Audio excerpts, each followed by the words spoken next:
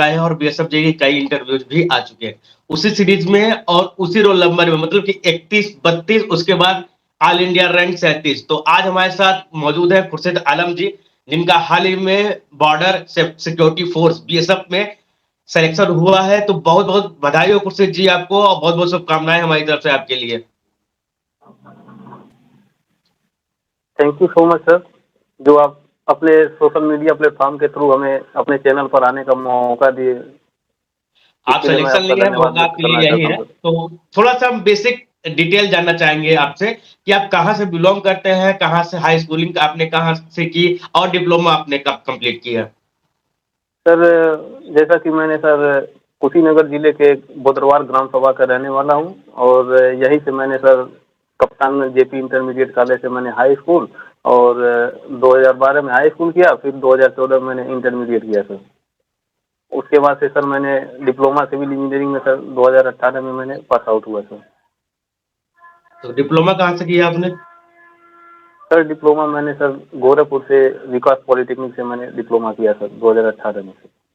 तो ये विकास पॉलिटेक्निक तो प्राइवेट कॉलेज है गोरखपुर में। Yes sir. क्योंकि मैं भी गवर्नमेंट पॉलिटेक्निक गोरखपुर से मैं गवर्नमेंट कॉलेज से था। जी सर। Yes sir. तो तैयारी आपने कब से 2018 में डिप्लोमा पास करने के बाद कब से तैयारी करना स्टार्ट किया और कहाँ क्या कैसे-कैसे तैयारी हुई? वो हम जानना चाहेंगे थोड़ा-सा। सर मैंने जब 2018 में मैंने सर डिप्लोमा पास किया, उसके कुछ दिनों बाद सर 1-2 महीने बाद मैंने इलाहाबाद गया सर, वहाँ से मैंने अपनी जूनियर इंजीनियर की स्टडी चालू करी सर। और ये जो जर्नी रही है 2018 से लेकर 2023 में बीएसएफ जे बनने की, वो कहाँ से क्या हुआ और कैसे आपको बीएसएफ के बारे में पता चला? क्योंकि बहुत सारे बच्चे तो रिजल्ट आने के बाद कहते हैं, अच्छा ये भी वैकेंसी आई थी।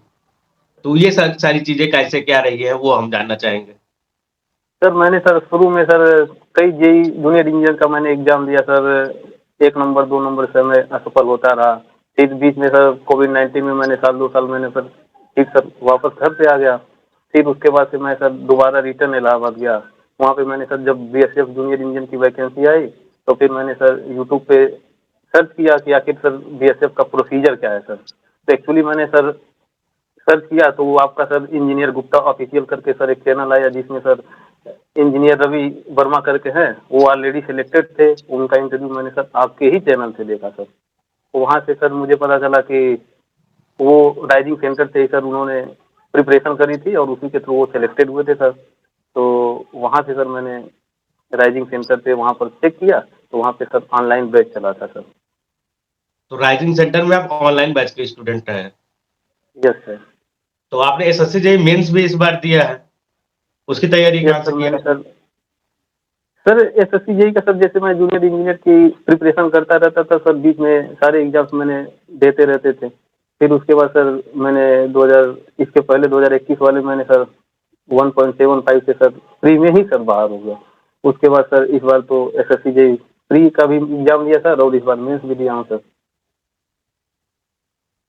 तो मेंस बीएसएफ जेईई की तैयारी और मेंस का दोनों का सिलेबस तो अलग-अलग होता है। तो दोनों तैयारी एक यस साथ सर कर रहे थे बिल्कुल। या बीएसएफ पे फोकस था आपका? नहीं सर, जब मैंने बीएसएफ का सर वहाँ पे सर पूरा प्रोसीजर देखा तो फिर उसके बाद सर उसका सर 7 अगस्त को एग्जाम पड़ा था सर, और उसी दौरान मैंने वो बीएसएफ का एग्जाम दिया सर। और उसके बाद से कुछ दिन बाद वहाँ पे एग्जाम देकर सर मैं एक्चुअली घर चला आया सर। फिर उसके बाद से वहाँ पे मुझे पता चला कि मैं सेलेक्टेड हूँ फिजिकल क्वालिफिकेशन फिजिकल के लिए सर। उसके बाद से सर एसएससी जेईई का मैंने एग्जाम दिया उसी बीच जब मैं फिजिकल की तैयारी कर रहा था। तो बाद में सर रिजल्ट आया तो उसमें मैं क्वालिफाई था। फिर मैंने मेंस एग्जाम के लिए सर दोबारा रिटर्न सर उसी सेंटर से गया सर क्लास करने के लिए मेंस की। तो बीएसएफ जेईई में अगर हम जानना चाहें, तो कौन-कौन से मेजर सब्जेक्ट होते हैं और कैसे पढ़ने चाहिए उन सब्जेक्ट्स को? बीएसएफ के लिए सर सबसे पहले तो मैंने सर सिलेबस देखा, उसके बाद से सर वही यूट्यूब चैनल के ही माध्यम से सर, जैसा कि सर राइजिंग सेंटर में सर मोहम्मद हुसैन सर पढ़ाए थे, वही बीएसएफ के बारे में पूरा प्रोसीजर बताया कि मेंस में क्या आता है, प्री का एग्जाम कैसे होता है। क्योंकि इसकी वैकेंसी बराबर तो आती नहीं है, कभी 4 साल बाद आती है, कभी 2 साल बाद आती है, तो कुछ आइडिया मिलता नहीं इसके बारे में। और कोई परिचय के लोग भी सीनियर वगैरह नहीं थे कि हम लोग जिनसे बात कर सकें। वो तो सर मैं धन्यवाद करना चाहता हूँ सर कि आपके चैनल पे सर मुझे बीएसएफ के थ्रू मुझे कुछ आइडिया मिला सर। नहीं तो तो इसलिए ही तो हम इंटरव्यूज लेकर आते रहते हैं कि वैकेंसी के बारे में बहुत सारी डिटेल बच्चों को पता चलती जाए। तो अब तो हुसैन सर ने कहा हमारे यहाँ बच्चा सिलेक्टेड है, अगर आप लेना चाहें तो हमने फिर रवि सर से संपर्क किया। मैंने कहा सर इंटरव्यू दे दीजिए बच्चों के लिए गाइडेंस, तो उन्होंने कहा ठीक है सर मैं दे देता हूँ। फिर मैंने रवि सर का इंटरव्यू डाल दिया। आप लोग भी सिलेक्टेड हैं। अब आप लोगों को देखकर हज़ारों लड़के बीएसएफ जेईई की तैयारी करेंगे या जब अभी वैकेंसी फिर से आ गई है, तो बच्चों के लिए बहुत हेल्पफुल रहेगा। तो हम आते हैं बीएसएफ जेईई का प्री और मेंस एक ही दिन होता है, तो वो किस प्रकार आपका हुआ पेपर? प्री में आपने कितने अटेम्प्ट किए, मेंस में कितने अटेम्प्ट किए, किस प्रकार के क्वेश्चन पूछे जाते हैं?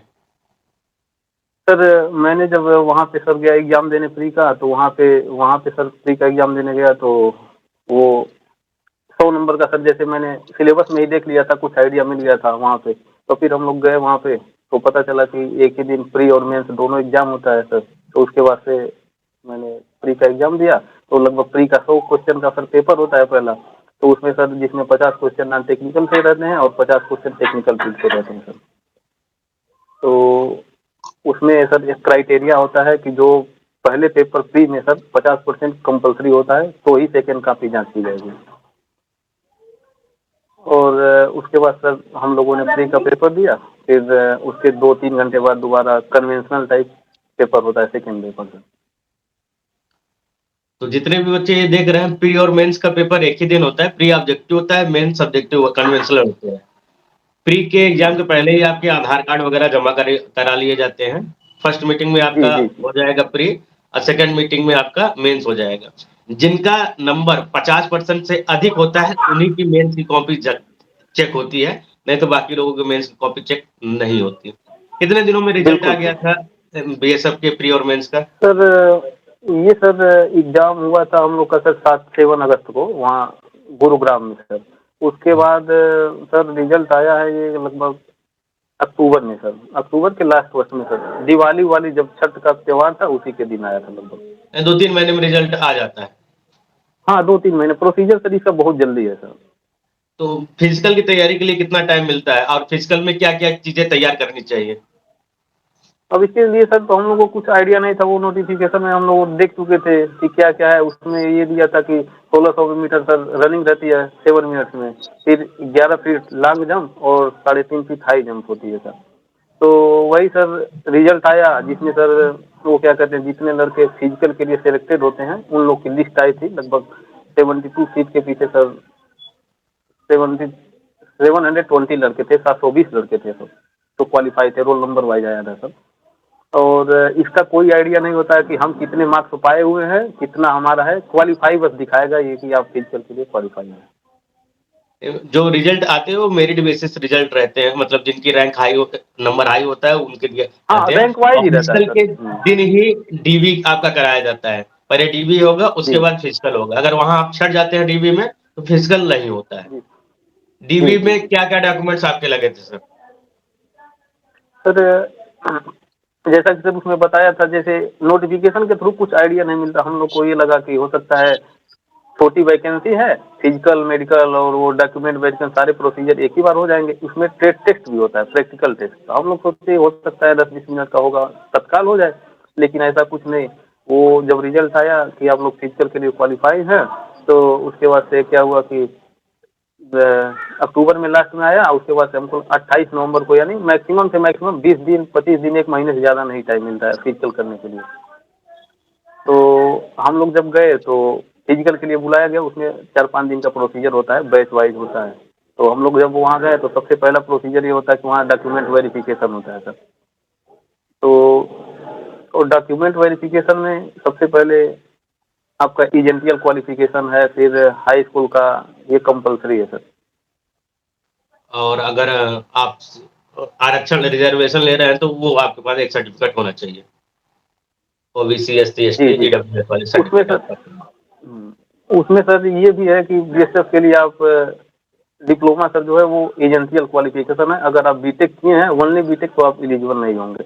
और फिर वो क्या है कि डिप्लोमा 3 इयर्स होना चाहिए, लेटरल एंट्री 2 वर्ष वाले को वहीं पर बाहर कर दिया जा रहा था। 2 year diploma and BTech not allowed, ये तो मैंने पिछली वीडियो में भी बता दिया है। तो जो बच्चे अभी तक पिछला जी, वीडियो नहीं देखे हैं, पिछला वीडियो भी देख लीजिएगा। ऑल इंडिया रैंक 31, 32 और 37 3 वीडियो लगातार आ चुकी है। हो सकता है और भी वीडियो आती रहे। फिजिकल के बाद हम बात करते हैं यस सर। मेडिकल की। मेडिकल में क्या-क्या चीज़ें होती हैं और उनके स्टैंडर्ड क्या-क्या होते हैं? जैसा सर जब फिजिकल होने के बाद आपको हम लोग को भेज दिया गया, फिर उसके बाद लगभग 1 महीने या 1.5 महीने के बाद मेडिकल का प्रोसीजर कंप्लीट हुआ।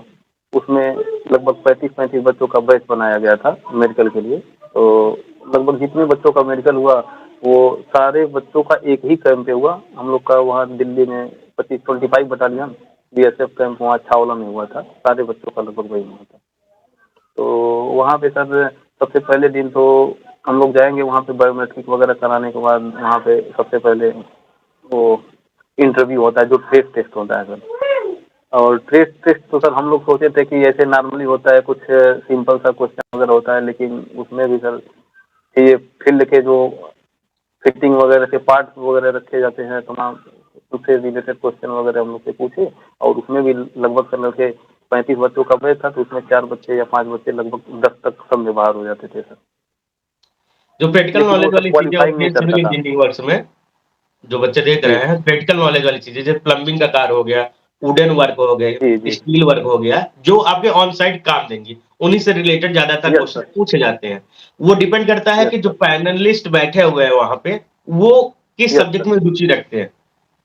इस बार जी, जो यस हुए थे सर, वो प्रैक्टिकल वर्क, वहाँ पे प्लम्बिंग का शायद ज़्यादा सामान रखा हुआ था और यस वुडन सर। वर्क वाले ज़्यादा सामान रखे हुए थे, स्टील वर्क था, इन सब प्लम्बिंग पे का था क्वेश्चन ज़्यादा पूछे प्लम्बिंग जाते था हैं। सर।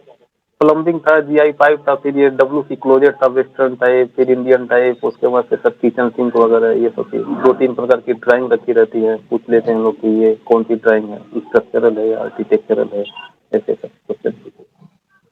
ये क्वेश्चन में केवल 2 ही लोगों ने जवाब दिया था कि ड्राइंग कितने यस प्रकार सर, की होती है। आर्किटेक्ट क्योंकि सर अब हम लोग को उतना आइडिया होता नहीं, वो वही चीज़ पूछ रहे थे। अब हम लोग को ये नहीं मालूम ये स्ट्रक्चरल ड्राइंग है या उसमें सर जो लड़के बीटेक वगैरह किए रहते हैं ऑलरेडी उनको थोड़ा मालूम होता है आर्किटेक्चर के बारे में। अब डिप्लोमा वाले लड़के कहाँ तक आर्किटेक्ट जान सकते हैं सर। हुँ। और मेडिकल में क्या हुआ है ये ट्रेड टेस्ट होने के बाद अगला प्रोसीजर क्या था? टेस्ट टेस्ट होने के बाद सर जो पास हो जाते थे उनको अगले दिन के लिए बुलाया जाता था, जो लोग बाहर हो जाते थे उनको भेज दिया जाता था। फिर अगले दिन सर प्रोसीजर ये है कि आपका आपको दूसरे किसी हॉस्पिटल पे भेजा जाता है। ये लोग भेजते हैं अपनी गाड़ी से, वहाँ पे अपना वो ब्लड सैंपल होगा, फिर यूरिन का सैंपल होगा, फिर सीने का एक्सरे वगैरह होता है। ये सब करा करके फिर शाम को भेज देते हैं ये लोग। कि दूर होता है तो प्रोसीजर थोड़ा लंबा रहता है इन लोगों का।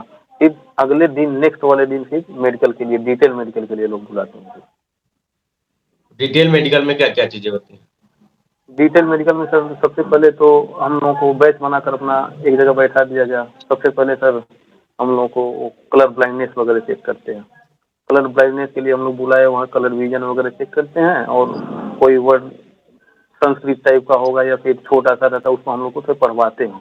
वो लैंग्वेज प्रोफिशिएंसी एक प्रकार से चेक करते हैं लोग।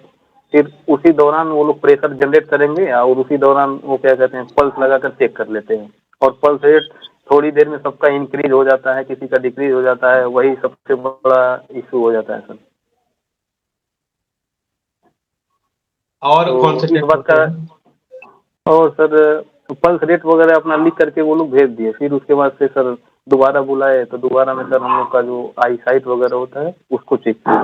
वो आई साइट में सर 6/6 और 6/9 का चल सकता है, जिसमें एक आँख की आपकी 6/6 होनी ही कंपल्सरी है सर। इसके बाद बॉडी वेट आई वगैरह साइट। भी चेक किया जाता है। Yes sir. आई साइट वगैरह चेक करने के बाद सर आई साइट वगैरह चेक करने के बाद सर हम लोगों को से फिर ये नाक हो गया, फिर कान, फिर ये सर दांत वगैरह ये सब अपना स्टैंडर्ड लेवल का वो लोग चेक किए। उसके बाद सर फिर हम लोग को डिटेल मेडिकल के लिए बुलाया गया, जहाँ डिटेल मेडिकल में दोबारा सर वहाँ पे ब्लड प्रेशर मेजरमेंट करते हैं फिर वहाँ सर ब्लड प्रेशर सोच करके भी सर ऑटोमेटिक इंक्रीज हो जाता था, किसी का डिक्रीज हो जाता था। लगभग लगभग सर 50% लड़के ब्लड प्रेशर में ही सर मेडिकल के लिए बोल दिए भेज दिए जाते थे। ब्लड प्रेशर के लिए मेडिकल में कितना टाइम मिलता है सभी लोगों को? मेडिकल में सर वही सर वो पहले दिन जो डिटेल मेडिकल होता है सर उसी में लगभग 1-2 घंटे में सारा ये प्रोसीजर कंप्लीट हो जाता है, जिसमें ब्लड प्रेशर वगैरह चेक करते हैं री-मेडिकल लोग जिसको मिलता है, मान लीजिए मैं हूँ, मेरा ब्लड प्रेशर हाई हो गया, तो मुझे री-मेडिकल मिलेगा, तो कितना टाइम रहेगा उससे री-मेडिकल में? रीमेड रीमेडिकल के लिए सर नेक्स्ट नेक्स्ट वाले दिन बुला लेते हैं सर। उसमें ज़्यादा टाइम नहीं मिलता, जैसा कि हम 24 लोग सोचते हैं 24 कि घंटे। रीमेड हम लोग सोचते हैं रीमेड मतलब हो सकता है कि 1 महीने का समय मिले या 20 दिन का रिकवर करने के लिए, लेकिन ऐसा कुछ नहीं है, अगले ही दिन बुला लेंगे। अगर आप सही पाएँगे तो ठीक है, अदरवाइज़ आपको बाहर कर दिया जाएगा। तो फाइनल और रिजल्ट सर कब आया? फाइनल रिजल्ट सर वहाँ से जब सब मेडिकल वगैरह हो गया तो वहाँ से सर मेडिकल का रिजल्ट तो तुरंत दे दिया जाता है कि मेडिकल में क्वालीफाई है या डिक्वालीफाई हैं। और सर जो बॉडी मास इंडेक्स वाला है, ये सर अपने आप में सर बड़ा फैक्टर है, इसलिए कि ये जो हम लोग की बॉडी होती है, हाइट और चेस्ट जो है हम लोग को फिजिकल के दौरान ही मेजरमेंट कर लिया जाता है। जो ये बीएमआई होता है, बॉडी मास इंडेक्स, जिसमें सर मिनिमम शायद 46 या 49 केजी वेट रहना कंपलसरी है। और बाकी अगर आप ओवरवेट हैं तो वो बीएमआई के अकॉर्डिंग करेंगे, और उसमें ओवरवेट होंगे तो फिर दोबारा जिनका ज़्यादा रहता है वो मेडिकल के दौरान दोबारा चेक किया जाता है, तो उसमें जो लड़के बाहर हो जाते हैं उनको परमानेंट बाहर कर दिया जाता है। तो बीएमआई जिनको चेक करना है कि हम अंडरवेट है, नॉर्मल है, ओवरवेट है, गूगल पे जाइए, बीएमआई कैलकुलेटर सर्च करिए, वहाँ पे अपनी एज, जी, जी। अपनी हाइट और अपना वेट डाल देंगे, उसके अकॉर्डिंग वो चेक करके आपको बता देगा कि आप ओवरवेट है, अंडरवेट है या नॉर्मल आपका चल रहा है। तो बीएमआई अगर नहीं सही है, आपका ओवरवेट है, तो आपको पहले ही ये चीजें पता चल जाएंगी, तो आपके पास 15-20 दिन 1 महीने का टाइम रहता है, उसके लिए आप पहले से ही करते रहिए। क्यों बीएमआई अगर वहाँ जाके चेक होगी तो वहाँ तो डायरेक्ट रिजेक्ट कर देंगे, 24 घंटे का टाइम मिलता है बिल्कुल आप सर, लोगों को। तो बीएमआई के लिए बिल्कुल आप सर। पहले से ही तैयारी करते रहिए। इसके बीएमआई सर अलावा अपने आप में बीएमआई सर अपने आप में बड़ा फैक्टर है, इसलिए कि वहाँ पे वो तो फार्मूला है अपना, हर कैंडिडेट अपना बीएमआई चेक कर सकता है कि हम नॉर्मल हैं या उसमें सर अगर ओवरवेट जो रहते हैं तो वहाँ वो लोग गाइड करते हैं, स्टाफ जो बीएसएफ वाले रहते हैं वो लोग गाइड करते हैं कि आप जो है अपना वेट डिक्रीज कर सकते हो, 1 महीने 1.5 महीने का टाइम रहता है, क्योंकि हम लोग के साथ भी कुछ लड़के थे जो क्या है कि 11-11 किलो 12-12 किलो अपना वेट लूज करके गए थे, वो पास भी हो गए, और लगभग हम लोग के बैच में 2-3 लड़के जो ओवरवेट की वजह से बाहर भी हो गए थे।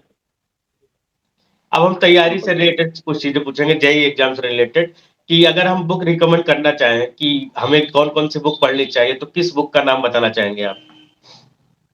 सर बुक के लिए सर शुरुआत में सर सबसे पहले हम लोगों ने अपने नोट्स वगैरह पढ़े, नोट्स से सर पहले बेसिक जितना रहता है सर वो अपना क्लियर हो जाता है। पहले हम लोग अपना पूरा कवर करते हैं, फिर आते हैं हम लोग अपने ऑब्जेक्टिव टाइप बुक्स की, क्योंकि बेसिक जब तक तैयार नहीं हुआ तब तक ऑब्जेक्टिव सॉल्व नहीं होगा सर। तो उस टाइम सर हम लोगों ने गुप्ता वगैरह भी पढ़ा, गुप्ता फिर आर्या खुरमी की बुक पढ़ी। फिर उसके बाद से जैसे जैसे सर समय बीतता गया उसके हिसाब से सर हम लोगों ने फिर ये previous year question paper solve करने के लिए हम लोग यूथ वाली बुक हम लोग सबसे पहले लिए। मैंने तो सर 2019 में सर एक यूथ वाली आई थी, वॉल्यूम 1 और वॉल्यूम 2 वाली सर, जिसमें सोशल सब्जेक्ट का था, और उसमें डिटेल रहता है पूरा किस ईयर में कौन सा क्वेश्चन पूछा है, तो एक आइडिया मिल जाता है कि ये क्वेश्चन कितना इंपॉर्टेंट हो सकता है। फिर उसके बाद सर हम लोग स्टार्ट नोट्स के लिए अपना हैंडबुक यूज़ करते थे, जो सिविल बूस्टर वाली सर हमने यूज़ करी थी अपने सर। तो सिविल बूस्टर तो इंग्लिश में आती है, डिप्लोमा स्टूडेंट परेशान हो जाता है देखकर, तो उनके लिए कुछ बताइए कि क्यों परेशान ना हो और बूस्टर क्यों पढ़नी चाहिए? नहीं सर, बाकी जो डिप्लोमा वाले बच्चे रहते हैं लगभग मैक्सिमम हिंदी हिंदी वाले ही होते हैं, हिंदी मीडियम के, इंग्लिश थोड़ा सा उनको टफ पड़ता है, लेकिन सर हम लोग भी हिंदी मीडियम के ही थे, लेकिन शुरुआत में सर जो टेक्निकल टर्म्स जो होता था वो हम लोग लिखते जाते थे, वो याद होता जाता था। तो कहीं ना कहीं इंजीनियरिंग के लिए जब हम प्रिपरेशन वाली बुक चालू करते हैं तो वहाँ इंग्लिश तो कंपलसरी है, हिंदी से लगभग काम नहीं चलेगा, चल सकता है लेकिन इंग्लिश कंपलसरी है, वहाँ प्रैक्टिस करनी पड़ेगी, साल 2 साल में ऑटोमेटिक सब हो जाता है। क्योंकि कंपटीशन की बुक लगभग लगभग सब इंग्लिश में ही आती हैं, यूथ तो आती है सर, हिंदी के लिए एकमात्र ही बुक है वो यूथ है सर, वही बचाती है हिंदी मीडियम वाले बच्चों को। हाँ, तो यूथ अब तो मटेरियल बाइलिंगुअल भी ले आने लगा है। यस सर, बाई लैंग्वेज आ रहा है तो सर। बीएसएफ के लिए जो आपने पहले से नोट्स बनाए तो वो पढ़े, या जो हुसैन सर आपको अलग से बनवा रहे थे और एग्जाम ओरिएंटेड उसको पढ़ा था आपने?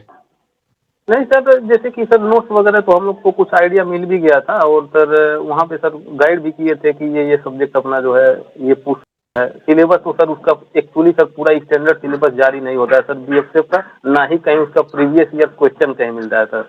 तो कुछ आइडिया हम लोग को मिलता नहीं, बशर्ते सर जो हम लोग इम्पोर्टेंट सब्जेक्ट रहते हैं जैसे एस्टिमेटिंग कास्टिंग से रिलेटेड हो गया, फिर बीसीएमई है, कंक्रीट टेक्नोलॉजी है, स्टील स्ट्रक्चर है, ये सब सब्जेक्ट सर हम लोग कहीं ना कहीं सर डिप्लोमा में पढ़े होते हैं, तो वो क्वेश्चन कर ले जाते हैं, लगभग लगभग पूछ लेता है, थियरेटिकल टाइप का होता है, बाकी न्यूमेरिकल के लिए सर सॉइल मैकेनिक्स है, आरसीसी है, ये सब सब्जेक्ट हम लोग पढ़े थे सर। तो आपका कौन सा फेवरेट सब्जेक्ट था? सर हम लोग पढ़ते थे तो सबसे अच्छा सब्जेक्ट हम लोग का आरसीसी था, मेरा आरसीसी था, फिर सॉइल मैकेनिक्स, इन सबों में हम रुचि ज़्यादा लेते थे। और जब हम अपने डिप्लोमा कर रहे थे तो उस दौरान हम लोग प्रैक्टिकल वाले सब्जेक्ट जो एस्टिमेटिंग का था या फिर कंक्रीट टेक्नोलॉजी का था, हम लोग इसमें सब लैब वगैरह किए तो इंटरेस्ट रखते थे सर। तो ये सब मेंस की तैयारी के लिए टेस्ट सीरीज भी आप ज्वाइन किए थे या डायरेक्ट मेंस का जाके पेपर दिए? नहीं सर, मैंने सर कोई अभी तक टेक्स्ट बुक नहीं दिया था सर। आज तक मैंने कोई टेक्स्ट बुक नहीं दिया सर। जब भी मैं प्रैक्टिस करता था तो ये जो प्रीवियस ईयर वाले क्वेश्चन आते थे, यूथ वाली सर इतनी मोटी बुक है, उसमें इतना क्वेश्चन हो जाते हैं लगभग। एक्स्ट्रा कहीं न कहीं से तो पढ़ना पड़ता है, लेकिन सर मैक्सिमम क्वेश्चन मिल जाते हैं वहीं से और अपने नोट से, वही काफ़ी है सर। हम मेंस एग्जाम की बात कर रहे हैं। मेंस एग्जाम के लिए प्रैक्टिस पहले से तो कुछ किया होगा ना आपने? वो प्रैक्टिस कहाँ की? कोचिंग में ही की या अलग से भी कुछ किया? नहीं सर, पहले तो सर हुसैन सर पढ़ा रहे थे, उन लोगों का हम लोग क्लास किए, उनका हम क्लास किए, फिर उसके बाद से सर और अपने भी जितने सब्जेक्ट होते थे, अपना थियरी जितना नोट्स था उसी से हम लोग देखते जाते थे कि ये क्वेश्चन पूछ सकता है। और फिर सर वहाँ पे ठीक उल्टा होता है, हम लोग ये सोचते हैं कि सॉइल मैकेनिक जितने इम्पोर्टेंट सब्जेक्ट होते हैं कंसेप्चुअल, वो हम लोग तैयार करिए और वहाँ पे जाने के बाद सर पूरा क्वेश्चन वो बीएमसी का, फिर सीपीएमटी पर से रिलेटेड ये सब क्वेश्चन रहता था, टोटल घुमा दिया। और उसमें सर यही है कि जो बच्चा अपना पहले का पढ़ा हुआ है कहीं न कहीं, जिसका थोड़ा बेस मजबूत है, वो अपना आराम से कर लिया सर। क्वेश्चन देखने के बाद मेंस वाले तो सारा सिलेबस भूल गए होंगे आप कि क्या पढ़ा बिल्कुल था, क्या सर, आगे? वहाँ पे सर ऐसा-ऐसा क्वेश्चन था सर जो हम लोग बहुत कम सुने थे, रेयर केस में सुने थे। जैसे अब वहाँ पे सर पूछा था कि ईंट चिनाई कैसे करते हैं, उसमें क्या-क्या सावधानियाँ बरती जाती हैं, फिर आइसलैंड किचन क्या होता है, कैंटिलीवर, बालकनी कैंटिलीवर, छज्जे, ये सब चीज़ें क्वेश्चन पूछी थी। लगभग-लगभग sir maximum 70% question sir estimating casting से लगभग थे। उसके बाद सर ये स्टील स्ट्रक्चर से, जैसे टाइप्स ऑफ रूफ। अब ये बच्चा जो अगर डिप्लोमा में थोड़ा-सा भी पढ़ा रहेगा तो वो कर लेगा कि रूफ कैसे होते हैं, स्लोपी रूफ या फ्लैट रूफ, स्टील स्ट्रक्चर, ये सब लिखने वाली सब्जेक्ट है। तो इंग्लिश लैंग्वेज में आप मेंस लिख कर आए हैं या हिंदी में? नहीं सर, वहाँ पे सर मैंने हिंदी ही लिखा, लेकिन सर मैक्सिमम जो हम लोग टेक्निकल सब आते हैं वो सब लगभग-लगभग पूरी की पूरी हम लोग इंग्लिश में ही लिखते हैं सर। यही तो ऐसा कोई वहाँ पे और नहीं है कि हिंदी में ही लिखना है या इंग्लिश में लिखना है। जो लैंग्वेज में आप चाहें उस लैंग्वेज में आप लिख सकते हैं। यस सर, वहाँ सर एसएससी जेईई से थोड़ा हट के है। जैसे एसएससी जेईई जब हम लोग मेंस का एग्जाम देते हैं तो वहाँ पे पहले लैंग्वेज चूज करना होता है कि आप हिंदी सेलेक्ट करें या इंग्लिश। वहाँ पे क्वेश्चन बाईलिंगुअल हिंदी और इंग्लिश दोनों में रहता है। आप उठाए, मतलब सेलेक्ट नहीं करना रहता कि आप लैंग्वेज कौन सा सेलेक्ट कर रहे हैं, और उसके बाद अपना जैसे आया, हिंदी में आ रहा है तो हिंदी में लिख दीजिए, अगर इंग्लिश में आ रहा है तो इंग्लिश। लेकिन ये है कि थोड़ा बहुत मिक्स चल जाता है सर, इंग्लिश के साथ हिंदी के। तो अब कुछ बच्चों के लिए क्वेश्चन ये है कि जो बच्चे अभी डिप्लोमा कर रहे हैं, मान लीजिए second year, first year, third year में है, तो वो भी वीडियो देखते हैं तो हमसे पूछते हैं कि सर अभी हम क्या करें? तो एज ए अभी जो कॉलेज गोइंग स्टूडेंट है, उनको अभी से क्या पढ़ना चाहिए? टेक्निकल पढ़ना चाहिए या नॉन टेक पे पहले फोकस कर लेना चाहिए? क्योंकि पूरे सब्जेक्ट टेक्निकल के पढ़े नहीं होते हैं। तो किस प्रकार से यस तैयारी सर। अभी से जारी रखनी चाहिए? क्या स्टेप अभी से ले लेना चाहिए? जो कि कॉलेज गोइंग ये स्टूडेंट है, बीटेक या डिप्लोमा कर रहे हैं। ये सर ये सर जो अभी डिप्लोमा वाले बच्चे हैं, जो सेकेंड ईयर में है या फिर थर्ड ईयर में है, सबसे मस्त तो सर उस समय तो हम लोग को पता भी नहीं रहता है कि कंपटीशन में क्या हुआ, क्या पूछेगा। नानटेक तो हम लोग को मालूम भी नहीं होता था कि जेईई में नानटेक आता भी है। तो डिप्लोमा वाले जो बच्चे हैं वो, उनके लिए सर सबसे मस्त जो होता है वो सेकेंड ईयर होता है, यानी थर्ड सेमेस्टर और फोर्थ सेमेस्टर। जैसे उसमें सब्जेक्ट आते हैं इन्वायरमेंट के, सॉइल मैकेनिक्स है, कंक्रीट टेक्नोलॉजी है, बिल्डिंग मटेरियल, ये सब कोर्स सब्जेक्ट होते हैं। यही ये जो सब्जेक्ट होते हैं ये थियरी होते हैं, और उसमें सर अगर कोई स्टैंडर्ड वाली बुक अगर पढ़ी जाए तो कंपटीशन में अच्छा किया जा सकता है। पूरा तो नहीं किया जा सकता है, लेकिन 50% अगर ठीक से स्टडी करे तो आदमी कर सकता है सर। तो यही टेक्निकल और पढ़े अभी।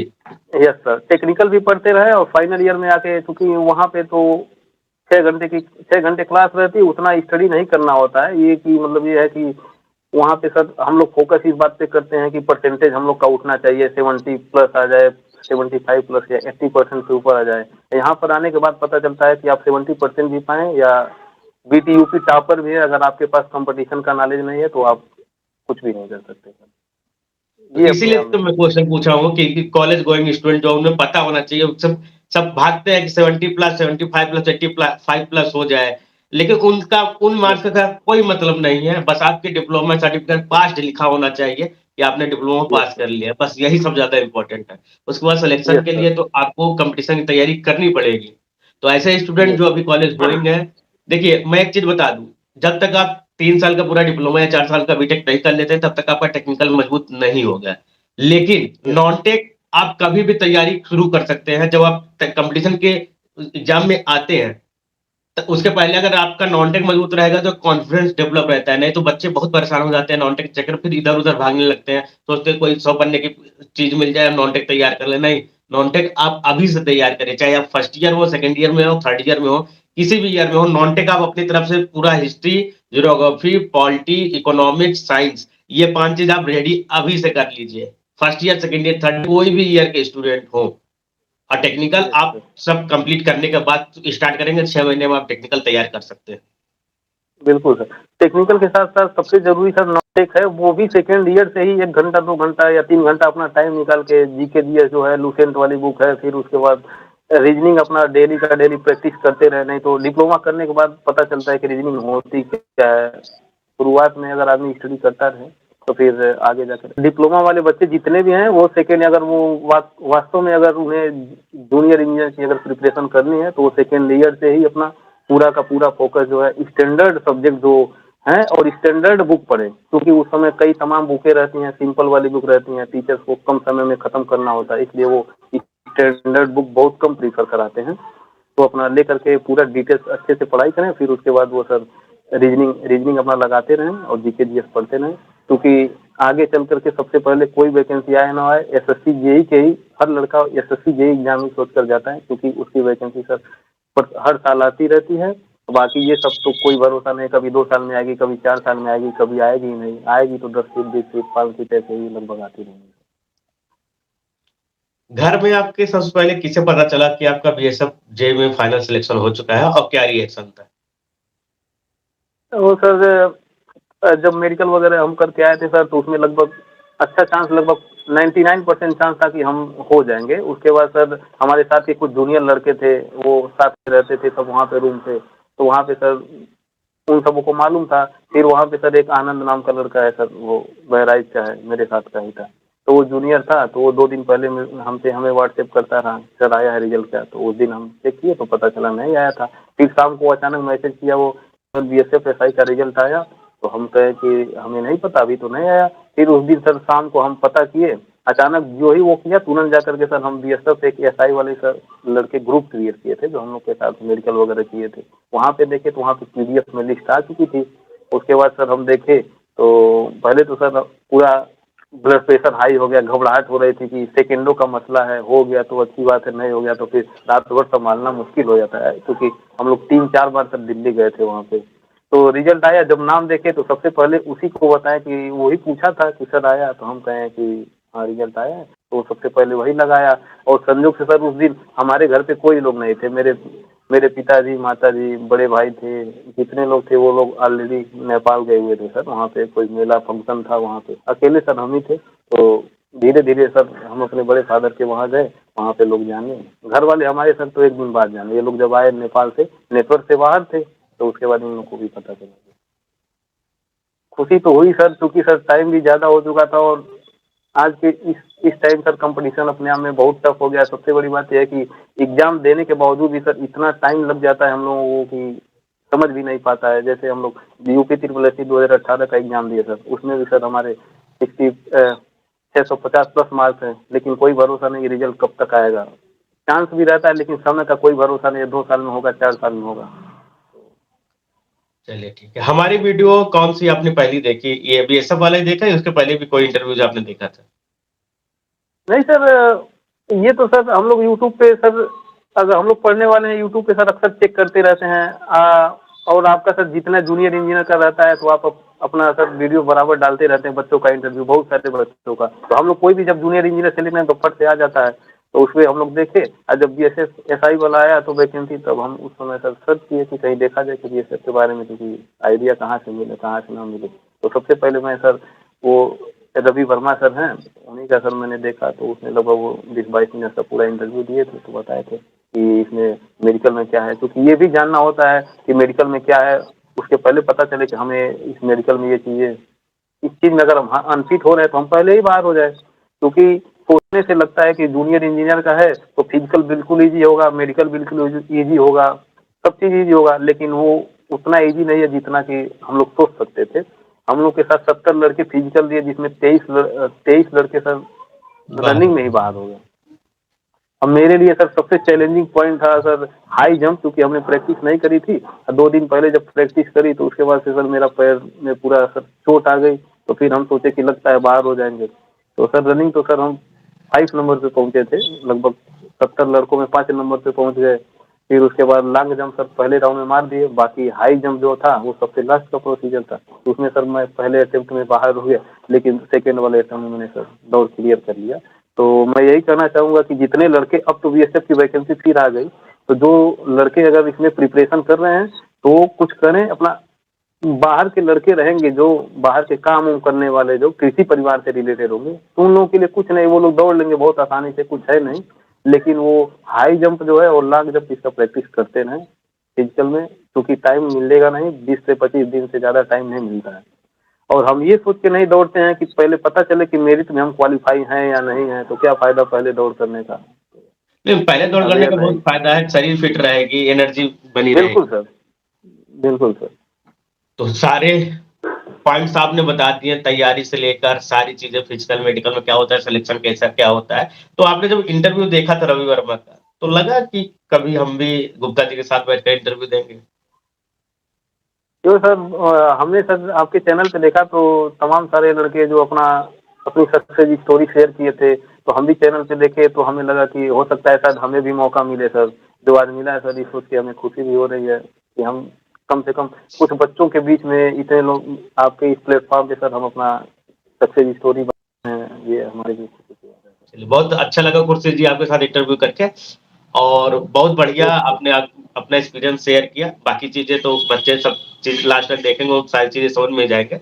जो बच्चे अभी तक चैनल सब्सक्राइब नहीं किए हैं, 72% बच्चे चैनल बिना सब्सक्राइब किए हुए देखते हैं, सब्सक्राइब कर लिया करो यार। अच्छा लगता है हम लोगों को भी, मेहनत थोड़ी करते हैं, टाइम लगता है इंटरव्यू लेने में। सरकारी इंटरव्यू हमारा 4 से 5 दिन में हो पाया है, अब जाके फाइनल हुआ है। तो नहीं, थोड़ा टाइम टेकन और प्रोसेस बच्चे होता है, लेकिन हाँ, क्वालिटी वाली चीजें आप लोग लेकर आते हैं। ऐसे ही लेकर आते रहेंगे। थोड़ा वीडियो वगैरह भी शेयर कर दिया करो, और कमेंट करके बताओ कि वीडियो कैसा लगा। और आज के लिए बस इतना ही। नेक्स्ट इंटरव्यू में और भी अच्छे टॉपर्स हम लेकर आते रहेंगे। Thank you guys, thank you sir, thank you बिल्कुल खुर्शीद सर। जी, आपको thank you sir, thank you यहाँ सो पर मच अपना सर। कीमती समय देने के लिए धन्यवाद। Thank you. बिल्कुल, thank you sir, thank you so much sir.